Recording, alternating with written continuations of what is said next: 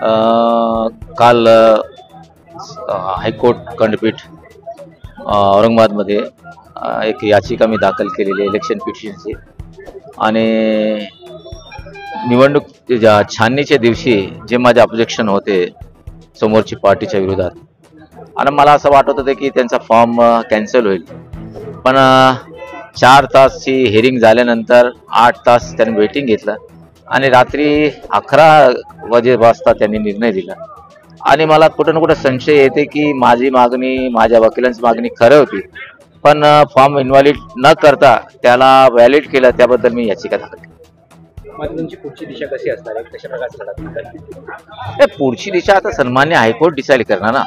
माझा मत आता मी टाकलेलं आहे, तर याचिका मंजूर झाल्यानंतर त्याच प्रोसिजर स्टार्ट होईल, त्याच्यानंतर समोरची पार्टी काय म्हणते त्याच्यावर डिपेंड आहे.